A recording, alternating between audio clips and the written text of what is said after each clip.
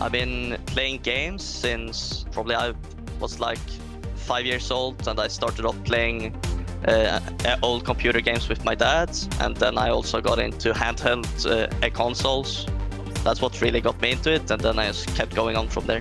My personality is usually, I like to make people have fun, and I try to make people laugh, but I'm also kind of a shy type, but I'm not scared of like speaking up and just like having a good time. The pit is closed, looking for the hook, isn't gonna quite land it. Weasel goes straight over the wall, Barker gets pulled in, the fate's cool. My family was always pretty supportive about it being a career choice, but I didn't introduce it to them in that way since probably like 2 years back now when I was 16. And before then it was mostly just a hobby, and I didn't need to put a lot of time into it. I pretty much always had a pretty easy time in school, so I was completely fine with doing my homework. So the deal was just that I finish school and then I can go full time, and that's what happened this split. So I'm hoping to go far from now.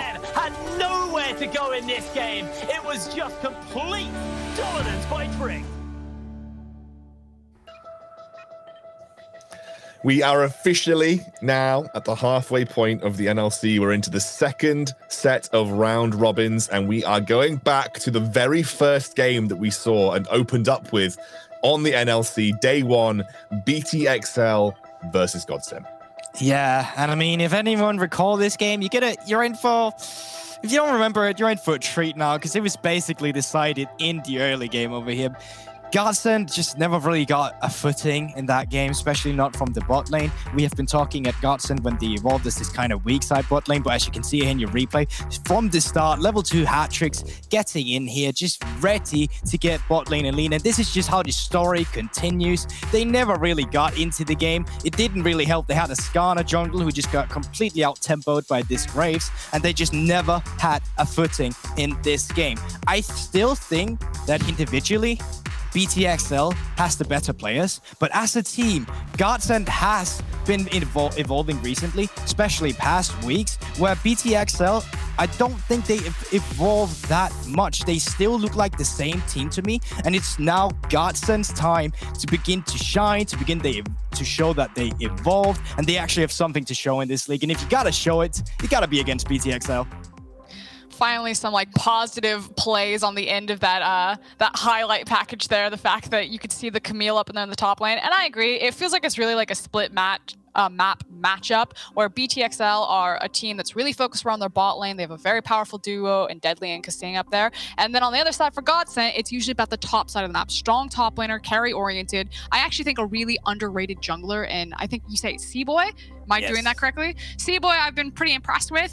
The issue is that you just saw in the replay, you still gave your top laner one of his comfort picks and a Camille, and it didn't make any difference because the bot lane gets collapsed that hard. So in terms of kind of reassessing, and yes, Godsent have changed, I hope that they get a defensive bot lane that can survive Deadly and Kasing.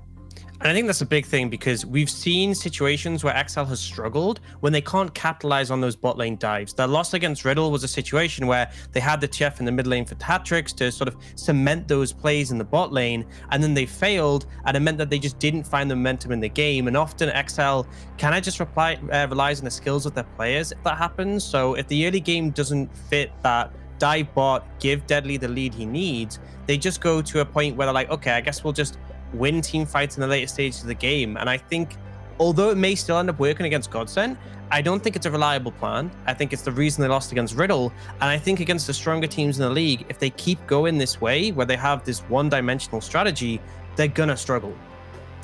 Okay, the question for me is, has XL changed? And if they have, has it been for the better or for the worse from their previous iteration in the UKLC? Because that is the question about this roster. Obviously, is the massive change from hat tricks to special. Have they changed their style, and is it better for worse here for XL? I mean, they have, of course they've changed their style. They've even changed the mid laner, right? And we had the interview with Deadly yesterday too, where they're saying they don't even have the same approach to the game anymore. They're just playing it like it is as scrim. So yeah, we're seeing way more messy games coming in from them. We're seeing way calculated calls and a bit more chaotic style of play where they're just limit testing. And that is why they also looks to be a worse team. If it's going to benefit them in the long run, I'm not quite sure still, because there is a reason you have scrims, which is literally to get better. and you have most of your days to play scrims. Obviously, there's a difference between stage games and scrim games, but I mean, I'm happily to be proving wrong about how this limit testing turns out. Yeah, I mean, my view is the other perspective. I feel like they haven't shifted. I think having hat tricks in the mid lane, they haven't necessarily gone, okay, we now have hat tricks, let's play for him. They're still trying to get him to fit into special style of play, which is play to rotate to side lanes, particularly bot. And when that hasn't come to fruition, because a big thing Special did was find his own pressure in mid lane, they've been relying on these picks that do it by themselves, like the Galio, like the TF, like the Corki, where they can play around the package timers, and they're still doing that same strategy to lean heavily towards bot lane. They're still doing this swap for the Herald, where they lean Kasing up and they keep Deadly bot lane. I feel like this team hasn't really changed since previous splits. It's still got the same strategies, the same game plans. The only difference is they now have a different mid laner, which I feel for Hatrix, he hasn't synced up super well with the roster. And I'm not saying that specifically on him. I just think that this XL is actually weaker than last split. And obviously last split, they didn't have a great final run. So I'm hoping they do start to find a shift in identity, but they haven't shown it yet. Just think it's this idea of plateauing. You know, if you don't have anyone who's chasing you from behind, how are Excel going to get better? And yeah, they're doing games done quick in terms of their stage games. But as Fnatic just said in the previous interview, you know, if they rock into the finals and they lose, they don't have any practice recovering from losing. And so I think the same weaknesses will still exist. All right, guys, let's see what happens when we get towards that draft. After the break, we'll be diving in. We did it again. We'll be going into picks and bans.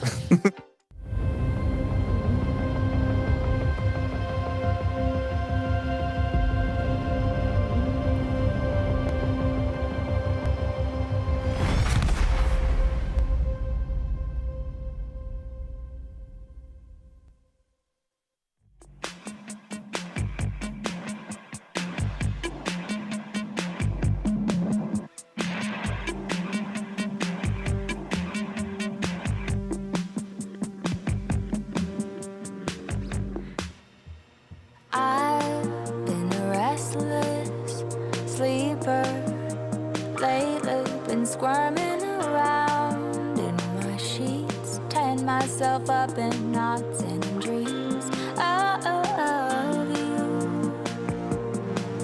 Ooh. And I've been feeling uneasy lately. There's an illness creeping in, raising hairs up on my skin. Oh, when I think of you.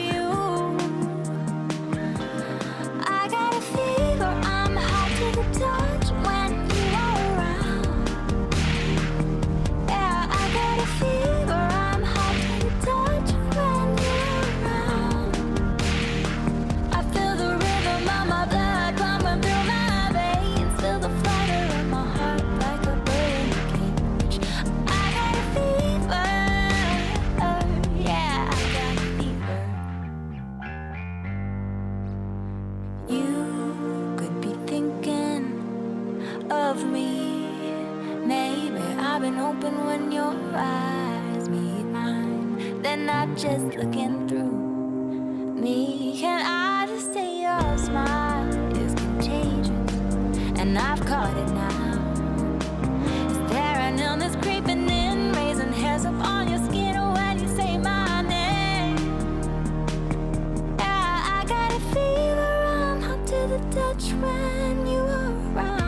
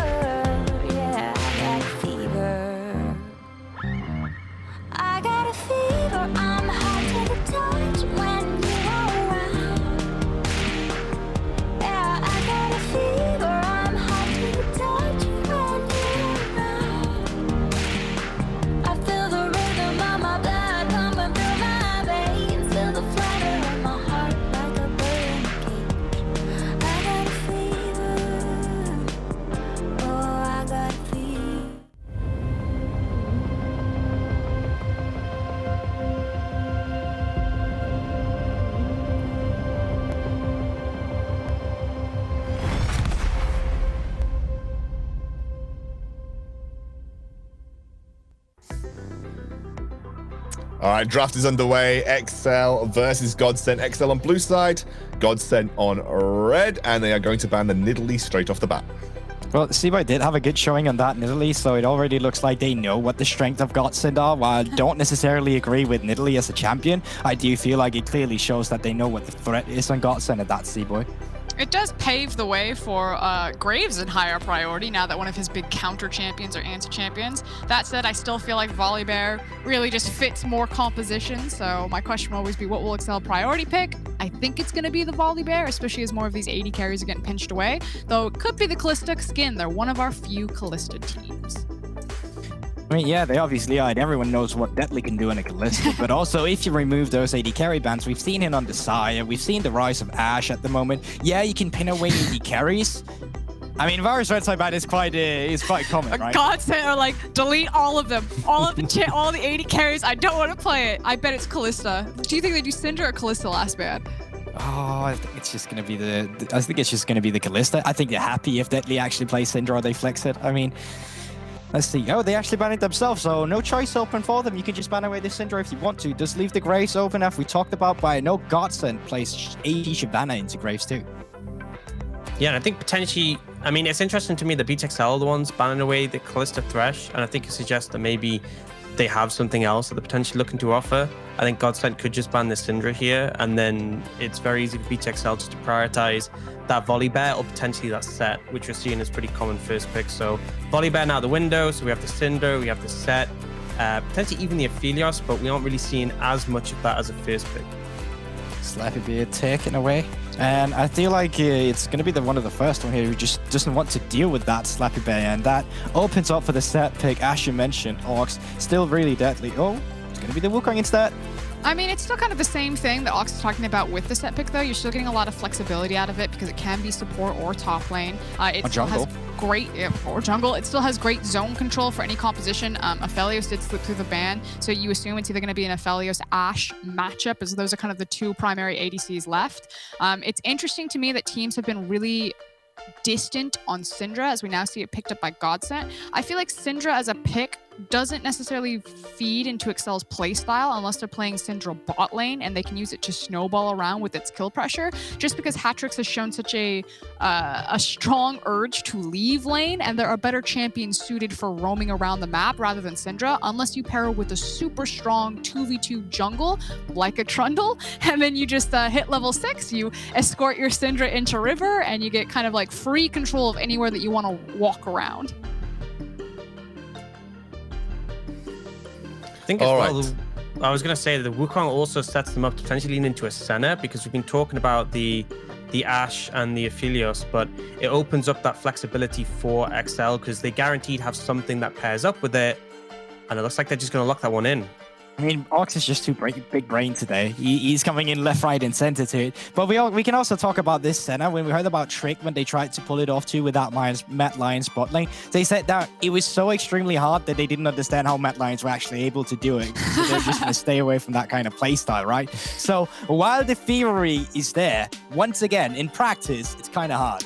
I hate the Lee Sin pick here. This is such an easy Orianna pick because then you deny Syndra in the bot lane as well as into the mid lane. And I get it. Excel are like, we're probably the better team. We're probably going to be able to outmuscle here. But for me, this is like just a really greedy pick for the player preference when you could just like destroy that Syndra pick right here and now if you grab Ori, because then she can't burst mid lane. And if she goes bot lane, you're trying to push through all of the sustain and kind of the unmovable object that a Senna and a Wukong are also going to bring down there. And then we have to talk about the issues with having a Syndra is that you usually almost always see her in the mid lane these days, at least at the LEC level, because you can't find AD mid laners very well. And so if you have AP mid, AD bot lane, I say this time and time again, you screw your damage profile. So while it technically is a flex and Godsent's AD carry can play mages, it's now how do you work around having enough AD damage on your team? The Camille helps out, so we'll see if they commit to it.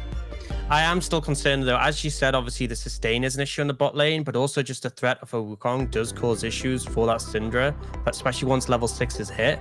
Now I felt like Godsent potentially were going to lean towards targeting the mid lane pool because the Orianna, as you talked about, but also the Corki has been a big pick for Hatrix, particularly when the team wants to play around those package timers and just frequently line them up with the dragons. that has been a massive factor, but instead they're leaning towards the top side. And obviously they can flex that Syndra, but there hasn't been really much priority put towards the bot lane yet for Godsent. So we talked about that being potentially a vulnerability for the roster against XL, and this just allows XL to further pinch the pool. Yeah, and that would be the case, especially if it was any other team than Godsent, really. But this is also what Godsent kind of needs, right? We know that they really like that conflict. We know Champion, when he had his success, is what it was on this Camille here. We got Migma back on Comfort 2 on this kind of Syndra, and I'd much rather see him on the Syndra than some sort of core coming into the mid lane. So yeah, you can still go for a normal bot lane here where you actually know what the enemy is going for, so it's even easier to draft for a weak side into it, which would benefit the playstyle of Godsent, especially the kind of playstyle they had initially when they came into the tournament. I like the, I really like the Bard ban, but also the Malphite ban. Obviously, you already are sending your Camille up topside, you ban Renekton and Malphite. It also does open up Aphelios. Now, Godsent could pivot into the Aphelios still. It would be really scary because you have dive on Lee Sin, backline reach with Senna, as well as dive with Wukong, and Aphelios doesn't really like that.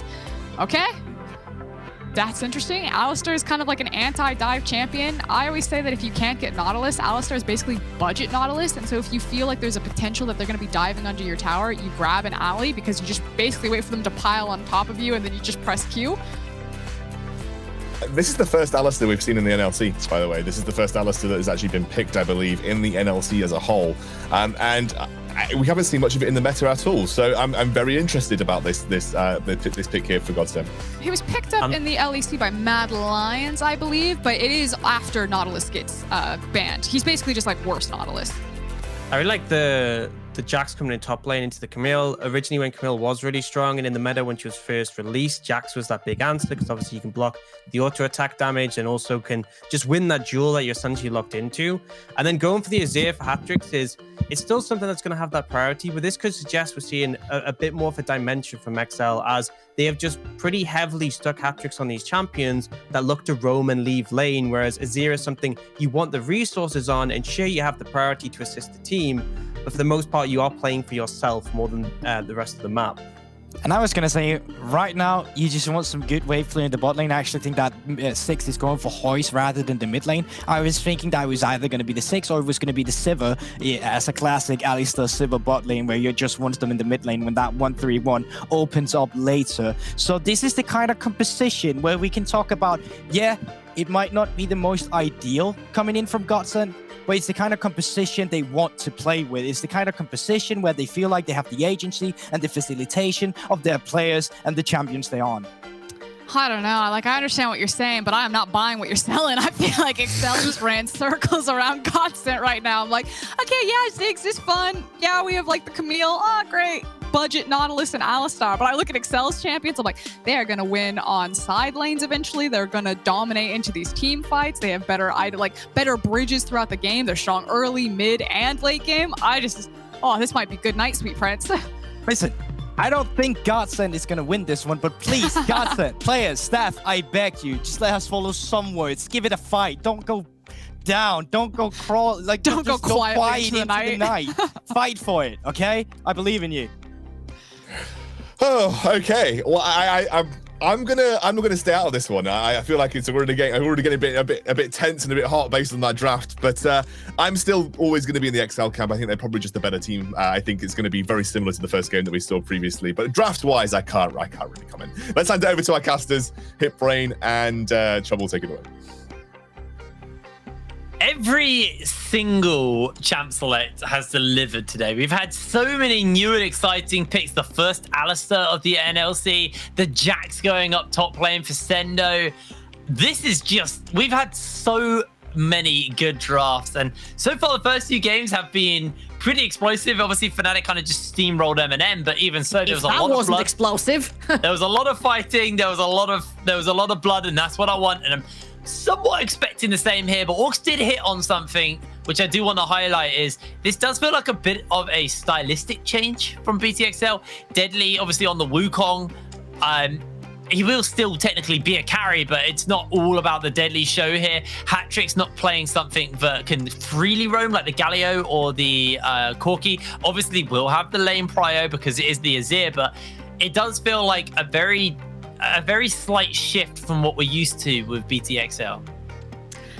Sure, it's a stylistic change, let's say, on the way they might play the early game, but if you look at it closely, it's again a team fight composition, right? You want to take these 5v5s, you want to dive onto the backline, you have a way to throw the Camille back out if she ever reaches the deep depths of the backline of Excel, and all in all, it's the front-to-back team fight yet again. Sure, Deadly might not be getting the farm, but he will be the one carrying in the later stages of the game, and in every stage, early, mid, late, there will be the ones that will be coming out ahead with the damage, with the mobility, with the survivability, with everything. So I think the ball is in Godsent's court right now, and they need to start making the plays. They need to start getting their Syndra ahead. They need that Camille on the side lane to snowball, and they have the tools to do that, right? Champion is on one of his strongest champions, repeatedly banned against him, and it slips through the cracks in these picks and bans. So they need to use that. It needs to be their win condition. That side lane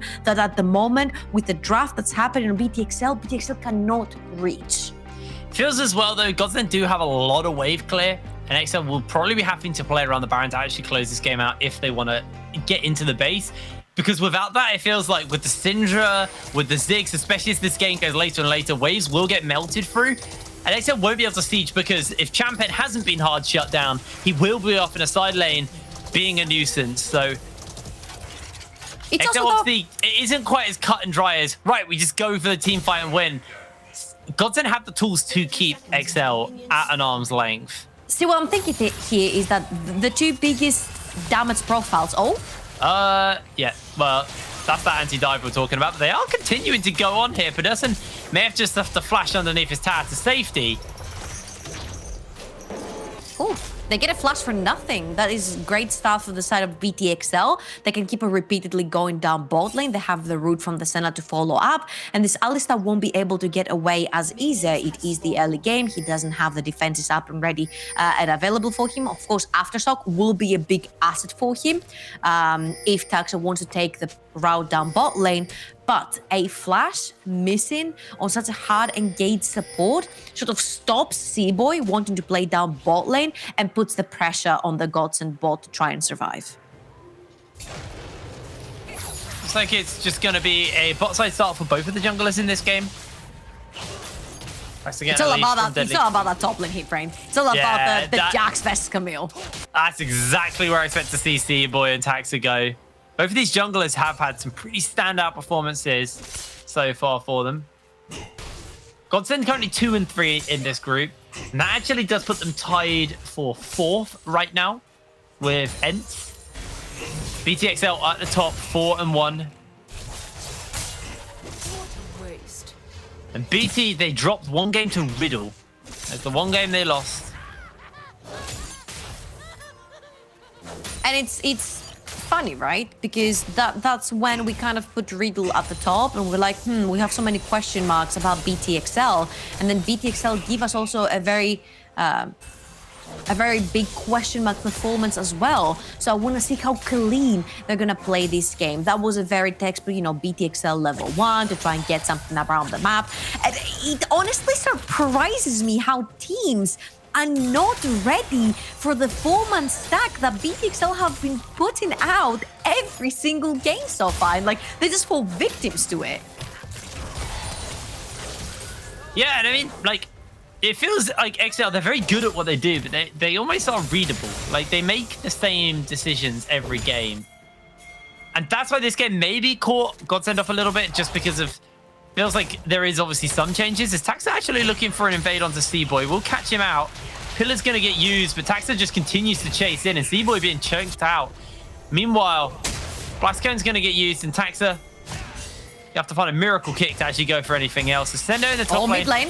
Trading up here. Mikma getting jumped into by Kasing.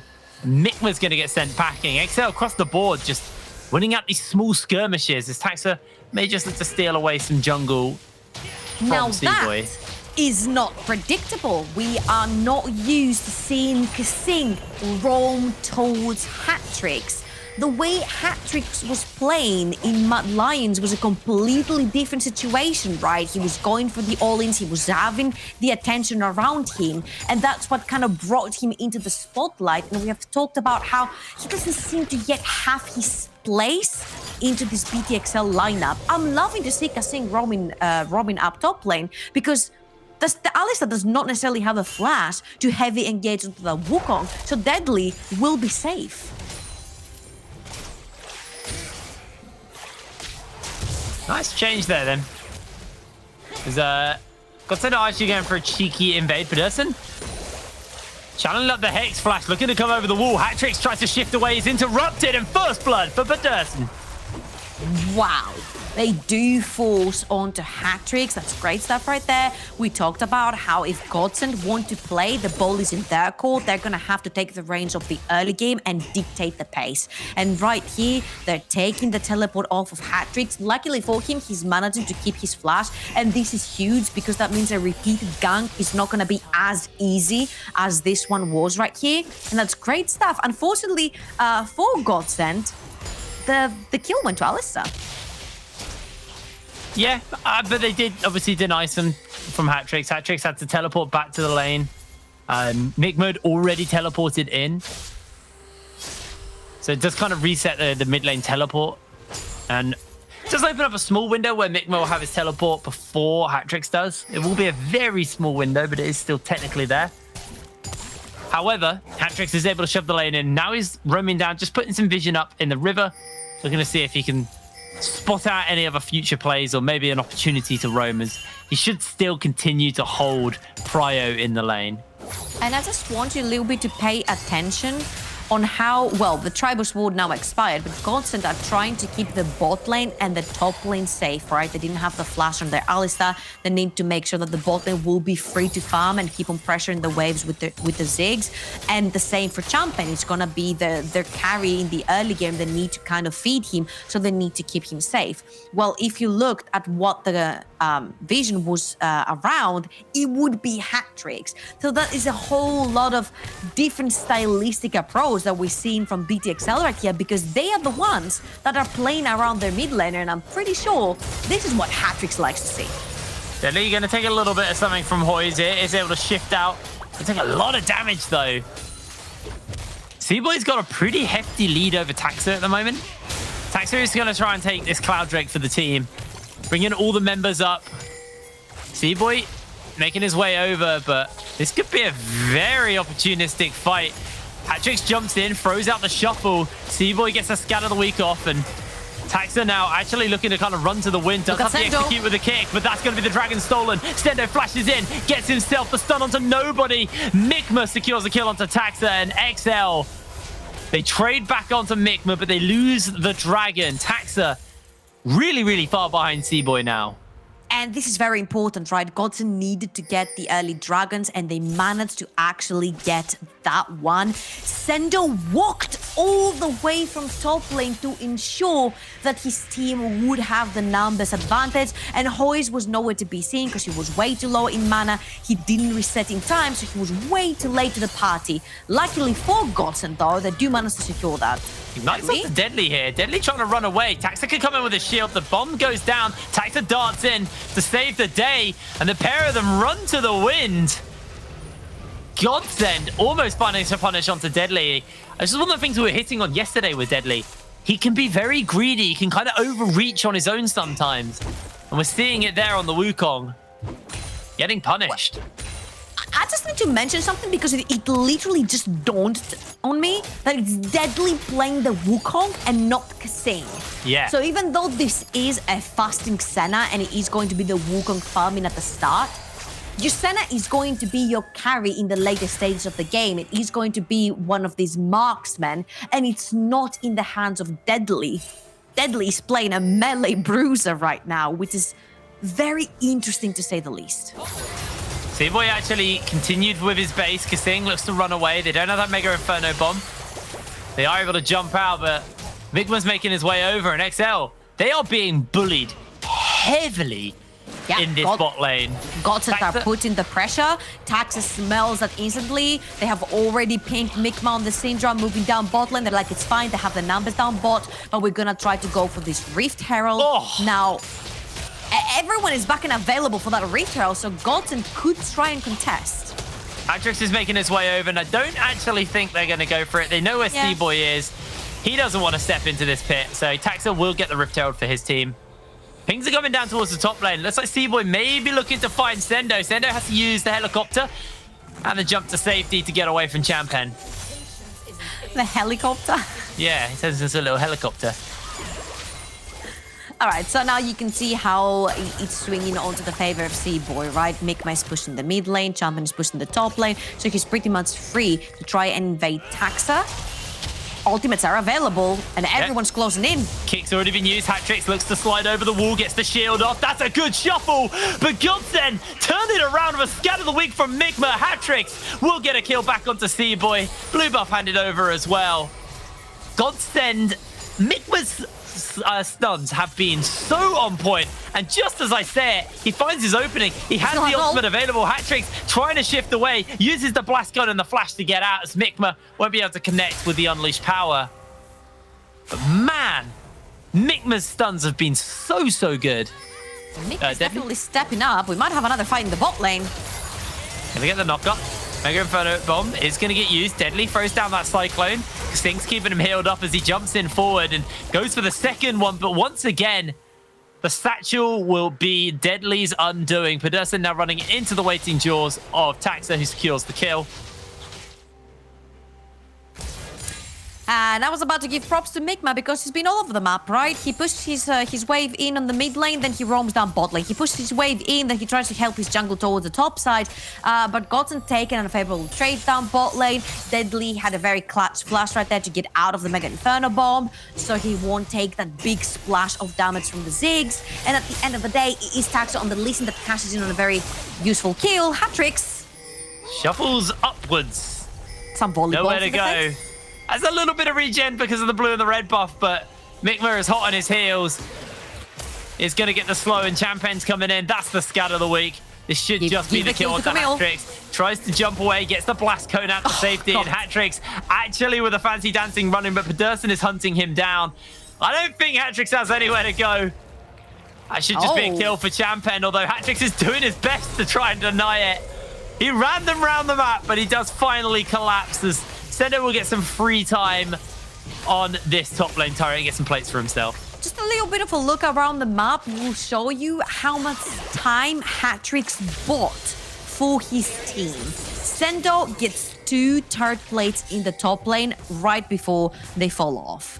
Bot lane, Deadly pushes in a massive wave into the tower. Hoy's missed a couple of CS there. So sure, Hatrix ends up going down. Camille gets the kill, but at the end of the day, it is the rest of BTXL earning something from that around the map. And looks like the trade for this dragon will be a top lane tower. Tax is going to summon the Herald. He actually wants to make sure that this is solo gold going onto Sendo. Deadly's up here as well, and they're just going to go for the insta kick off. Uses the Hextech ultimatum to try and pin him in place for the moment, but Champion able to jump away to safety. This tower should crumble shortly in the top lane. Meanwhile, there may be a trade for turret in the bot side. Hoyes obviously does have the satchel, so he'll be able to take it fairly quickly. XL are up in the play, though. They get the turret first. And this is a fight of who's gonna reach Trinity Force first, right? Sendo or Champion. Whoever does that, Champion just lost the bet.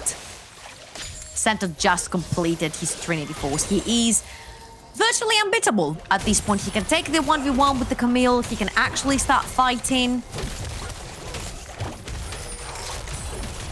I mean, he got a lot of solo gold from those plates, so that's nice. Champion should be sitting on a fair amount of gold himself. Has a pretty big wave crashing in and obviously got that kill onto Hatrix. That'll be the end of the turret. Hoyes uses the satchel, and Sendo actually chasing for something here with Taxa at his back. This is 3 versus 2, but XL stepping up aggressively here. They're not going to commit. They just want to get some plates in the mid lane. They're just constantly playing to the win conditions, right?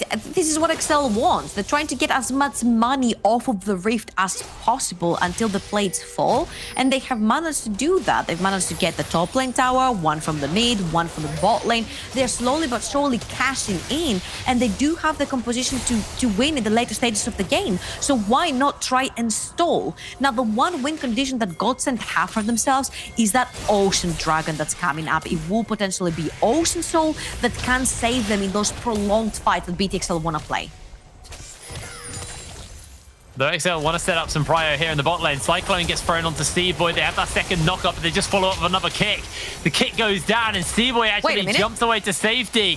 Taxa may have just saved the day for Seaboy. The rest of the team now looking for a fight. Scandal Week is going to land, but Sendo is onto that flank. The Unleashed Power is going to kill Kasing. Sendo has the helicopter coming up in a few seconds. He's waiting for his opportunity. He's going to get caught inside the Hextech Ultimatum. Gets himself the stun off onto Champion, but he is taken down. Hatrick's unable to join into the fight, and Godsent just squash XL in the fight. That was a very, very scattered 4v5 from the side of BTXL. And mind you, they were the ones engaging that. They were trying to get a fight going with not necessarily a clear objective inside for them. Dragon is not spawning until 2 more minutes into the Rift. Shelly is not coming up yet. So all in all, it was an unfavorable fight for them. They took it and lost it. Remember that yesterday they played very, very sloppy around the Rift, and this is carrying through to this game as well. So have a little look at that again. As you will see here, Kasing gets caught with the Senna and instantly deleted by the Syndra. Then Champion gets in, and mind you, while all this is going on, everyone else is scattered. Hatrix never ends up joining the fight, and Godsent are more than happy to play the skirmish and spread out heavy fights. Well, that's like, in the meantime, while we're in the replay, XL are going to set up and look to get their hands onto this second Rift Herald. Maybe try and crack open another tower for themselves. Seaboy will spot them out with the Scryers. XL do have themselves the permanent vision from the Scuttler. Oh no, I'm getting deja vu. They're putting the Syndra on a side lane. This is exactly what happened yesterday with the Kog'Maw on a side lane versus a Wukong, and it didn't end up well for Mikma. So I would like the Syndra to be kept in mid lane, but at this point it's really hard for Hoys on the Ziggs to go onto a side lane as well. So they're kind of in the pickle. Somebody has to push the side lane, but they not necessarily know who's gonna do that. And you see that BTXL do have the 1-3-1 that they can execute on. And Godsent are trying to play the skirmish where they pick up people from the side lanes, but don't necessarily have a stable member that can go over to a side lane other than Champion. Where are they going to throw this Rift Herald down is the question for me. Could use it to crack open mid-tier. No one's actually defending the tier 1, so it should just be Godsent's for free. They've got that satchel. Boys is going to be able to pick it up. Yep, XL kind of just caught sleeping on the resets there, losing their tower. You can't really leave your turret with a Ziggs around. See, the thing is, that is really going to benefit Godsent because now BTXL have to push further into their mid lane without having the tower behind them. But what they're doing here is try to put down some pressure, right? Rift Herald in the mid lane means that Godsent have to reply to that, while BTXL will be free to move down the river and start establishing some vision control. Champion's been caught out here, uses that Hextech Ultimatum, but the shutdown is there. Beautiful kick this time from Taxa to make sure he doesn't troll and let someone escape. They're able to find that kill, and Ocean Drake going to get started up by BTXL. They cracked open that mid lane turret, and now they're going to deny the third Drake from Godsent. Ocean Soul is scary for whoever can get it. That's a breather here for BTXL. They wanted to prolong the game. They wanted to make sure that they're staying alive as much as possible, and stopping Godsent from being on soul point means they get that much more time, right? The Wukong doesn't necessarily have a Trinity Force yet. We're looking for a second item onto the Azir as well. Your Senna is just on a bunch of little items, nothing completed yet. Well, on the other side for Godsent, you've got double Ludens, you've got the Trinity, you've got the Knight's Vow. So Godsent are more than happy to start fighting now, and they would fight you for the soul point as well. So for BTXL to get that, that means they have a couple more minutes to start farming their side lanes and get these key first items in. Let's take a look at the items while we're talking about that. Mikma and Hoyes both have their Loon's Echo, so this wave clear that I was alluding to at the beginning of the game is very much alive at this point, and XL, if they actually do want to start pushing in even harder, they have to kind of either catch Godsent sleeping, or they're going to need to look towards the Baron as an option. Over to the side of XL, Sendo building towards his Death Stance. He's got the Warhammer, he's got the Aegis, he's obviously got his Triforce as well.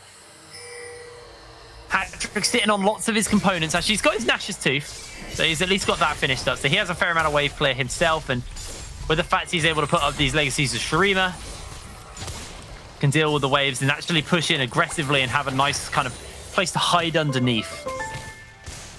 Yeah, and you see how Champion is not necessarily allowed to push further into his lane. He doesn't have the necessary vision, and when he does push further, BTXL are already in the bot quadrant of Seaboy's jungle to punish him if he pushes a little bit further. So now he needs Godsent to start establishing some vision for him so he can play the side push game. It's going to be the turret falling down. Obviously, it is just the Azir turret, so I kind of baited myself a little bit. A turret is a turret, Hipbrain. It's 50 gold. It's 50 gold. There you go. Looks like XL are actually looking to try and punish onto Mikma in the side lane. It's what we saw last time from him, but they can't find it. There are some wards out, which XL needs to take out. Something that is really It feels like the pace has slowed down a little bit. Yeah, something that is really worth putting our attention to is the fact that at the start of the game, we talked about how easy the itemization would be coming into this game for BTXL, because the two main damage sources would be Mikma and Hoyes on the Syndra and Ziggs, respectively, who are AP damage dealers. Now you see Hex Drinker onto Taxa. You see that Sendo is going for the Death Stance.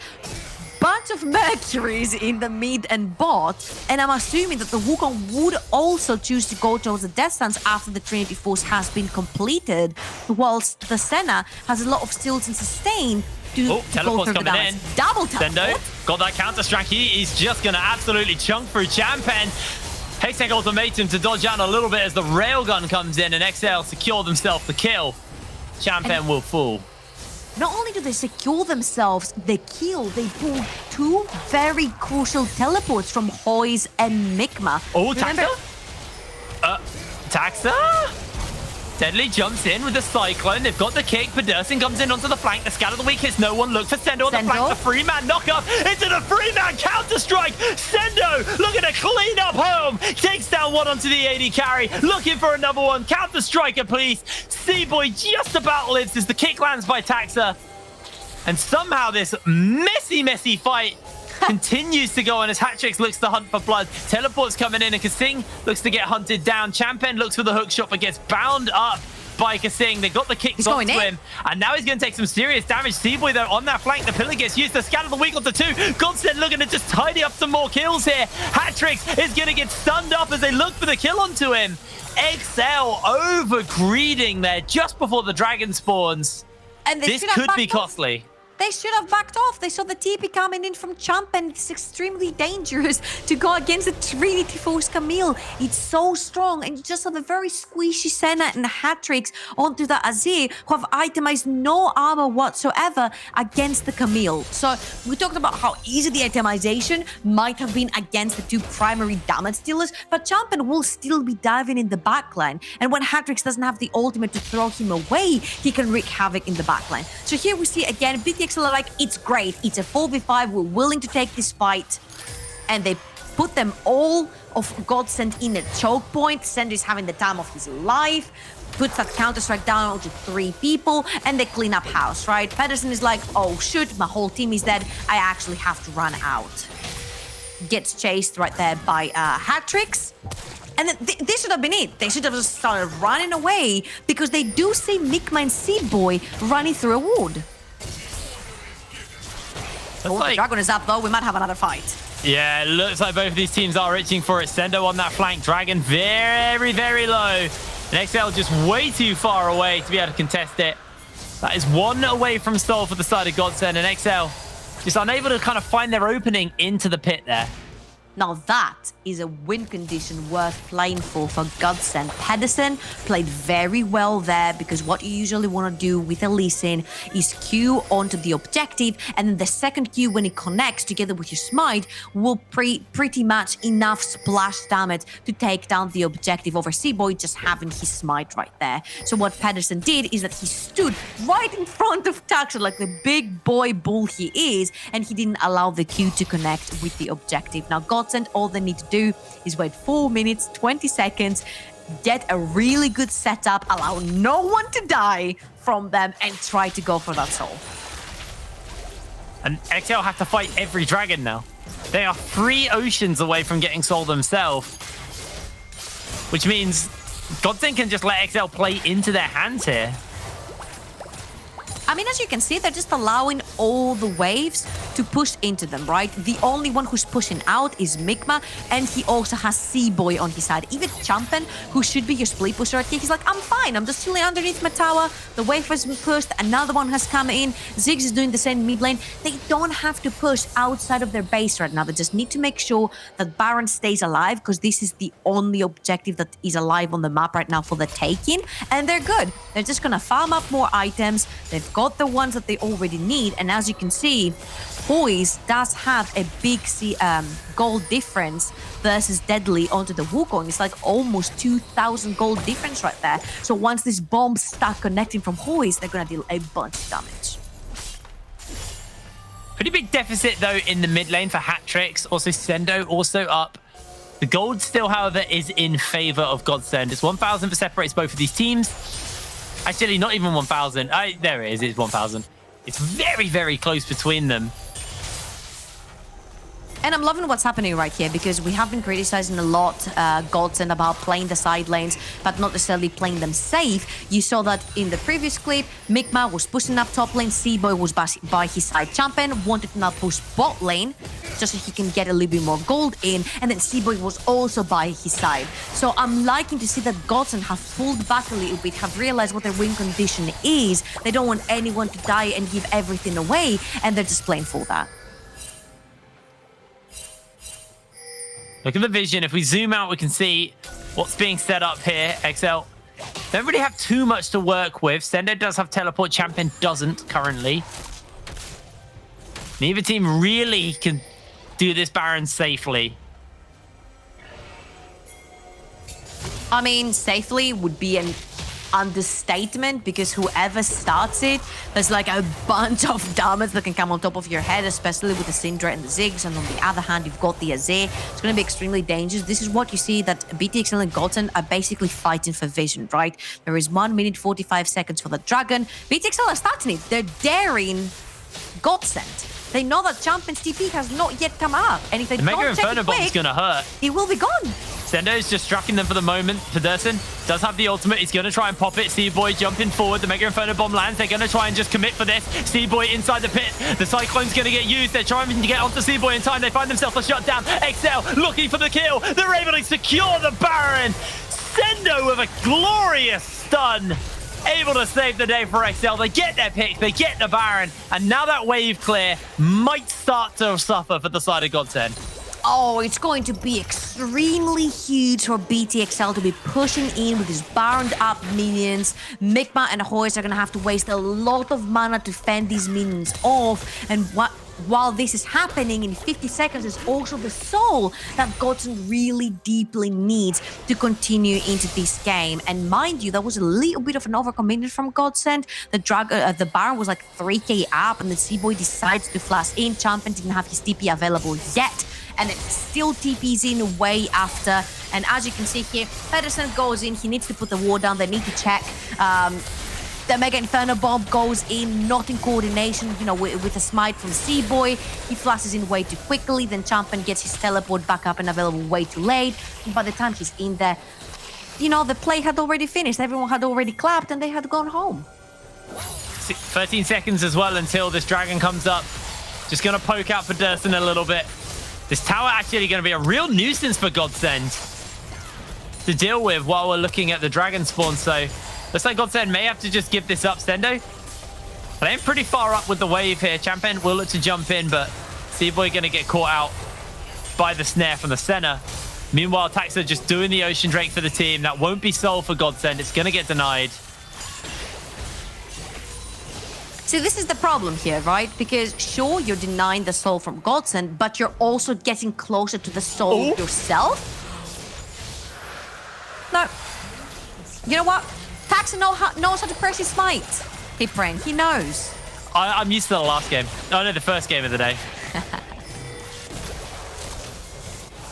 So, BTXL are getting everything they need right now. They're getting closer themselves to Soul Point, which means that, honestly, if BTXL get Soul Point right here, Mikmas and Hoy's damage will do absolutely zero to them. Every single bit of poke that will come their way will mean nothing, because they will just instantly regen it. So, you see how Hoy's is really struggling with mana, now that he needs to push away all these Baron up minions, and this will be the story as long as BTXL have their Baron up. Deadly just about survives the Unleashed Power. Champion actually does jump in onto Sendo. Sendo misses out on the counter-strike, and now he's the one caught out. The railgun, the teleport, everything's being used to keep Sendo alive. He's able to do so. Champion played that really well. The Haste Tech Ultimatum to dodge away on the counter-strike stun so he can continue to trade and trade favorably versus Sendo. Really smart play there. Mind you, here Sendo has 3 Taxa? items on him. He'll be fine. Just a little bit of a bunter. He just flashes away at the end of the day. Mind you, Sendo has 3 items completed here. There's a Champion who only has 2 and an Executionist to cut the healing that's coming in from everyone on the side of BTXL, since they do have the Senna as well.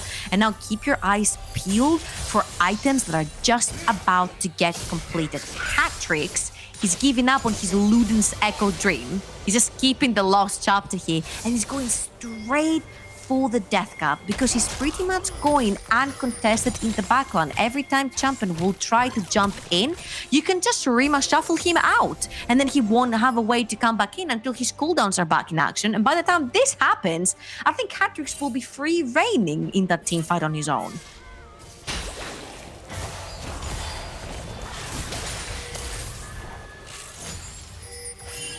So, Sendo just going bot lane. He's pretty greedy. He's got that BF sword, so going towards most likely will be a GA.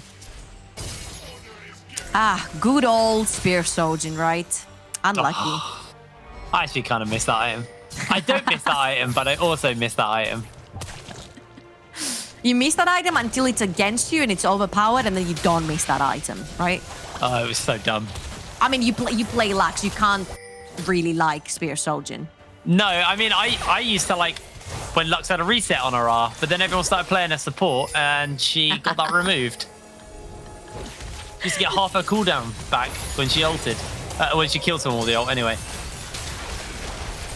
So, BTXL with yet another push right here.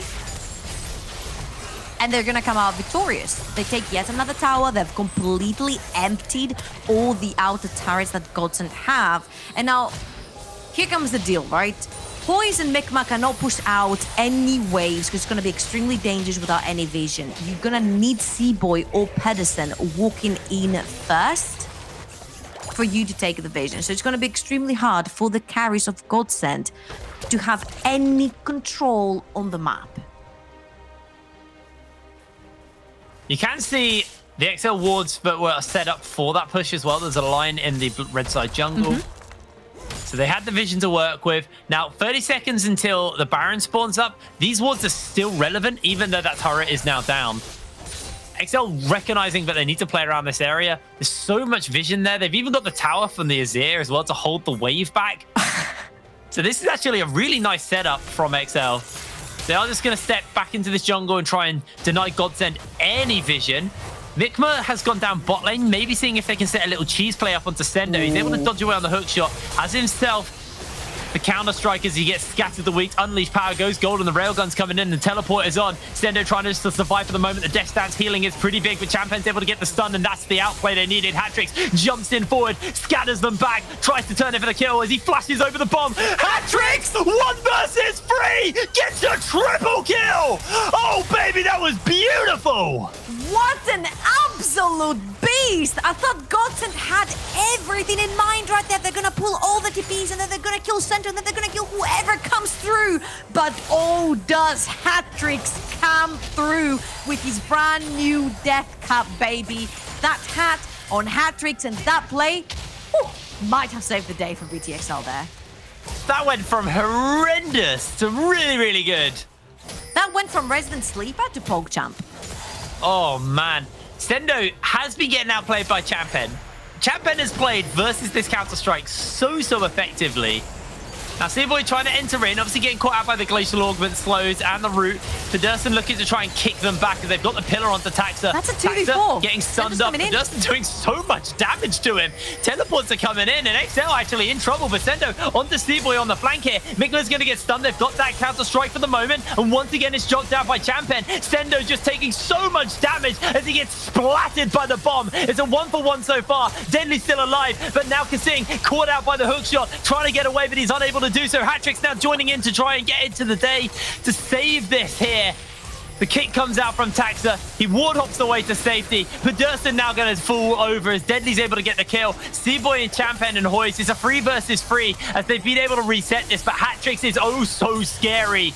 On this Azir, zoning him away with the Sand Soldiers, jumping in forward. Hoyes is going to get taken down by Hatrix. He has to go for the Zonyas. Deadly trying to deal with Champen for the moment, but he is able to get his way out as Hatrix is able to secure the kill. This could be stolen. Who can get it? It's going to get stolen away by Hatrix. Hatrix is back. Must be so sore from carrying this game. Hatrix with yet another triple kill, saving the day for BTXL.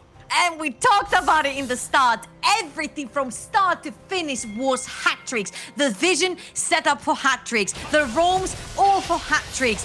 Everything has been a Hatrix start to finish. It hasn't been Deadly. It hasn't been Kasing. It hasn't been Taxa. And when he gets the resources, when he gets the love, when he gets the attention, oh, does he get the win for his team.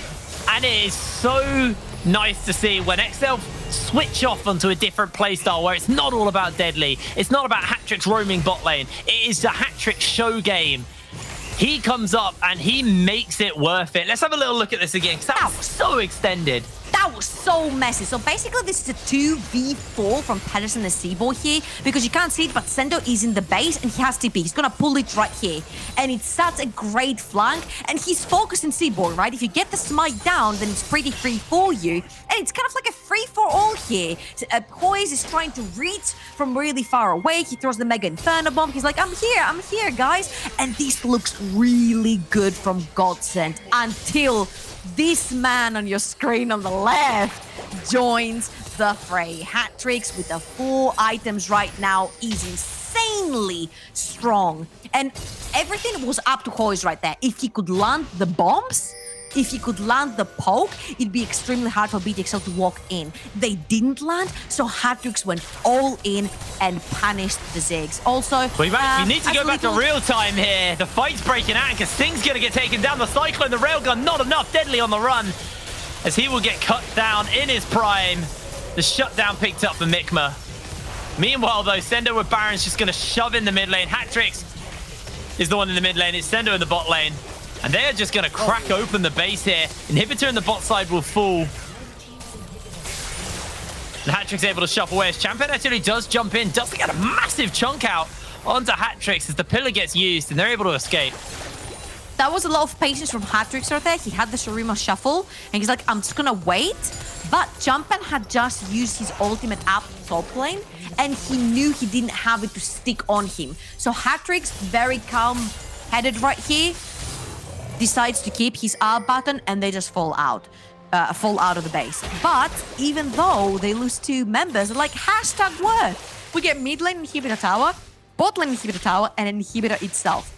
And that inhibitor is going to be very important because it's going to generate pressure on its own. Again, it's going to have to be their Hoyes or Mikma pulling out of the base, trying to fend off these minions, spending their mana there and not being around them up where they're needed on time.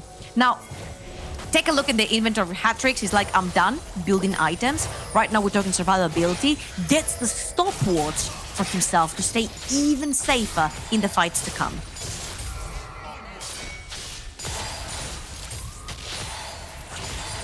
XL just looking to set Sendo up in the top lane. They're moving through the jungle. They don't have complete vision control of the area. I mean, at this point, I just want them to go and brute force mid. They still have the Baron up and available on 2 members. Baron up these minions. That's exactly what they're doing. They're going to put one bot lane. Oh, it just expired. And then try to push through mid lane when Godsent is trying to defend one of the 2 lanes. Bot lane slow pushing too. Yeah. Shots breaking out on all fronts. Deadly actually potentially getting caught here. Is able to jump away. The railgun onto Sendo as he's going to take the Mega Inferno Bomb straight to the face. GA's going to get popped. And can they get Sendo out? That is the question. He's going to get interrupted here. Has that Cyclone to work with from Deadly. And Sendo's able to dodge away. Deadly pops the second round as Champion flashes in forward and is able to kill out Deadly. The Wukong is down, but Hatrix is just pushing the wave in the base, trying to take the turret out. I think Hatrix might be in a bit of trouble here. Doesn't have his flash, and he's just going to get jumped onto. Goes golden as the teleport's coming in, and actually has that shuffle to work with. So he's just going to take out Hoyes here, and all of a sudden, Hatrix just comes in with a backdoor. Champion's on the flank, but he's got nowhere to go. Hook shots onto Gasing and gets caught out by the counter-strike. Champion will crumble. Meanwhile, Hatrix is trying to take out this turret. Steve's trying to deal with him, though, and he can't do so. Puts the pillar up, attacks the slides in with a kick to get the kill. Able to get the last Q down. The Nexus has been exposed, and it was a back and forth slugfest. But XL came up big in the late game. 40 minutes on the clock. XL beat out Godsent. Welcome to the hat-trick. So, ladies and gentlemen, this was definitely start to finish all hat-tricks. While this fight was going on, the top lane hat-tricks dives, the tower kills Migma. He's like, you know what? I'm just not feeling it about getting more kills, right? I'm just gonna pressure onto the next because I'm just sick of playing this game. We're clearly better. I'm clearly better. I've snowballed. My team played for me, and I'm gonna show them what I can give to them. And honestly, did he show up? I am so glad to see it wasn't just the Deadly show. I'm so glad to see that XL are showing us more kind of flexibility in their play style. I mean, because this is what we need to see for them. Yeah, okay. I mean, yeah, exactly. Like stuff like that was just things that we kind of said that we were kind of like, okay, they're good at doing these things, but they are a bit of a one-trick pony, really. They have their one play style and they play it well. But this time we saw a little bit something different out of XL, and I'm glad to see that. But guys, we are going to cut to a quick break. And when we're back, we'll have an interview and a breakdown of that game from the analyst desk. So we'll see you after the break.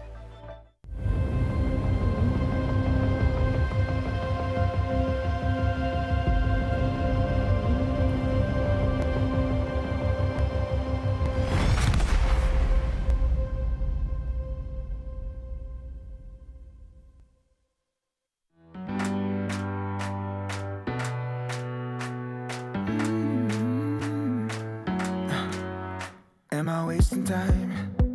'Cause I'm already gone. So long, can you stay the night? 'Cause you're the thing I want.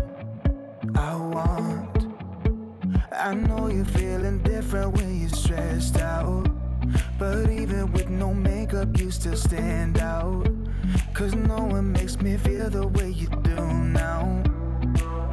Like you do now. The way that you move your body, you make it look like a hobby. Every time that you touch me, it's electricity. Things we discovered underneath last night's covers. Everything came so easy. It's electricity.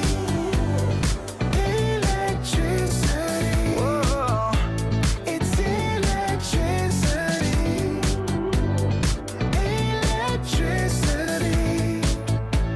It's electricity. When it's late at night, I feel you on my skin. My skin. You're all that's on my mind. It's finally sinking in. You're it.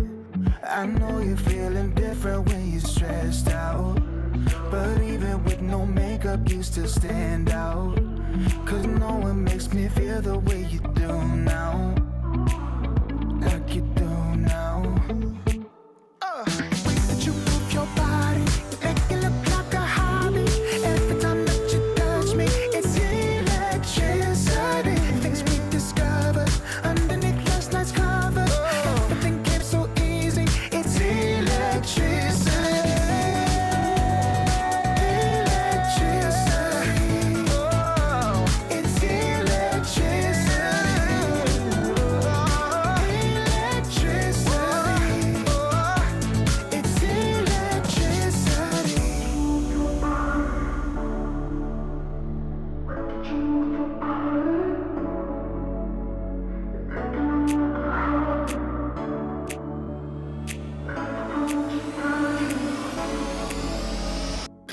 you move your body, you make it look like a hobby. Every time that you touch me, it's electricity. Things we discovered underneath last night's cover. Yeah, everything came so easy. It's electricity.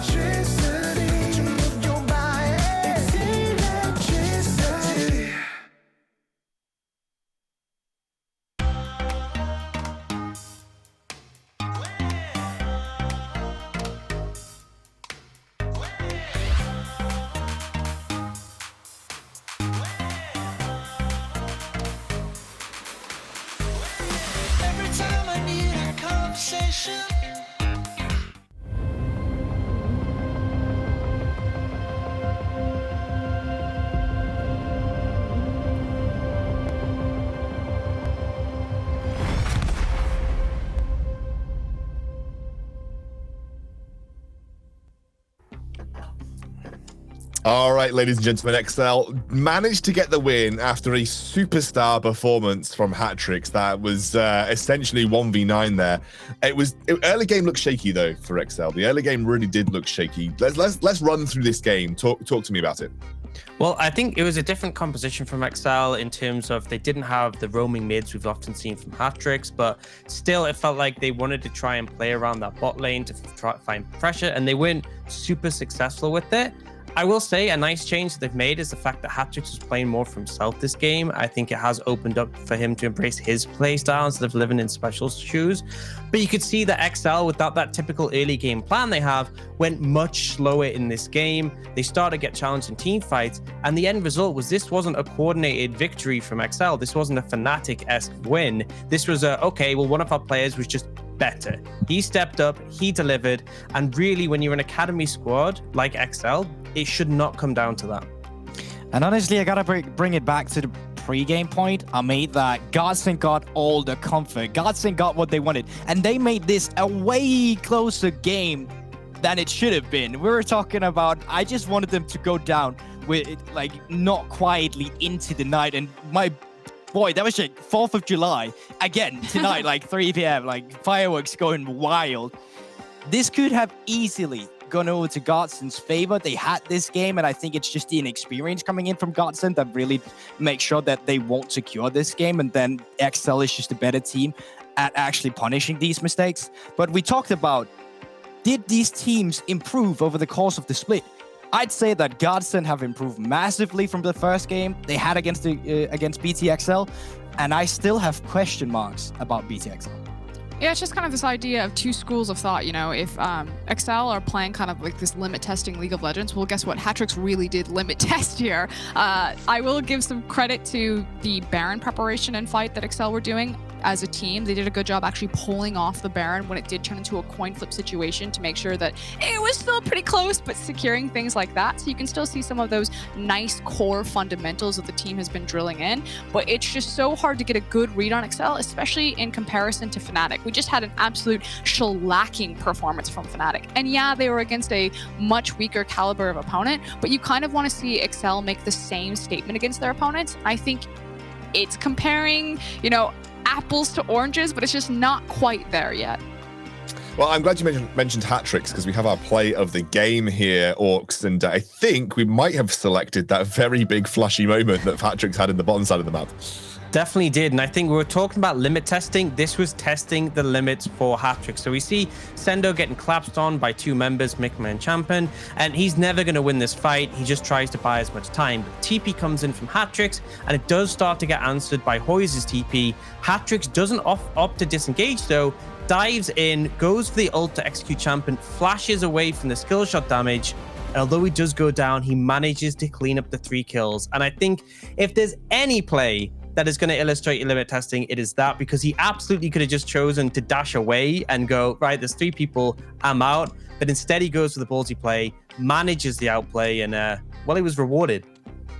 Absolutely was. We actually have Taxa ready for an interview, so I'm going to bring him in. Taxa, hey, how are you? Hey man, I'm good. Yeah, you're smiling after that game. I think probably happy with the win at the end of the day. Definitely felt like it's harder than it should have been. Talk to me about that game. What happened in the early game that you weren't able to execute on the plan that you wanted? I think honestly our early game went all right. I tried to get TP advantage early so we could play for the first dragon, but it was mostly down to mechanical misplays why we lost the early game. And I think the first dragon we should have gotten. I think we should have snowballed the early game, but I had some mechanical misplays, and yeah, I think actually we had a good plan, but we just didn't execute it properly. Yeah, and actually, obviously, you on Lee Sin, it seems like a real comfort pick for you.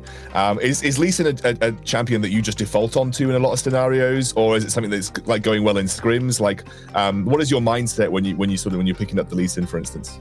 I think when you pick Lee Sin, you kind of secure a strong mid 2v2, and I like to play when I have a strong mid 2v2, and then I'm really comfortable on Lee Sin. I like to play it, so yeah, it's just a strong champion in the early game, and then you can snowball the early game if you play it well. Yeah, obviously it also has some utility as the game goes on as well. I talked to Dan a little bit about the jungle meta right now and how his style in particular fits the jungle meta. How do you think your style fits the jungle meta at this current moment? I think right now it's all right. I'm kind of more of a supportive jungler sometimes, so when stuff like Volibear and Trundle is coming into the meta, I usually do pretty well. And then Lee Sin is still a strong pick that I'm really good at, so I think it's really good for my style right now, actually. Even though I haven't been performing that well recently, but yeah, I think it's fine. No, I think it's interesting to hear different reads on the meta from junglers, and obviously for you, XL are still doing well in the current meta. You're still doing well in your group. I've talked to a lot of people about the strengths of the groups comparatively as well. How do you think Group A stacks up against Group B in terms of what you've seen maybe from VODs and things like that? How do you think that the strength of your group stacks up against the strengths of Fnatic's group? I think the other group is really strong. I think Fnatic are doing really well, so it's really hard to compare because like we don't play against the other teams, we just watch their games. So it's hard to know if we're actually better than them.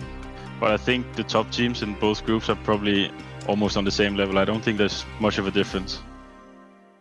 Yeah, I think we're still expecting Fnatic and XL to be, top of the pack. Coming towards the end of the NLC, but obviously another win into the belt for XL is always a good thing. Obviously, Deadly talked about the fact that you're treating every game as a scrim. Is this just like, are you using it to sort of test and test compositions that you wouldn't normally be able to in a competitive environment? Is that kind of what you're using these games as right now? I think after last split where we went 18-0, we decided this place we want to like try a lot more and try stuff in competitive that we're maybe not that comfortable on, so we can just improve and learn, because last EU Masters didn't go that well. So I think it's good to play new stuff in competitive games as well. Yeah, of course. Taxa, thank you so much for joining me for the interview, and good luck for your future games. Thank you. All right, good to hear from Taxa. He's always so wholesome. I love Taxa. Let's think about the next game, though, our final game of the night. It is going to be ENCE versus Riddle. So after a break, we will go straight into that one.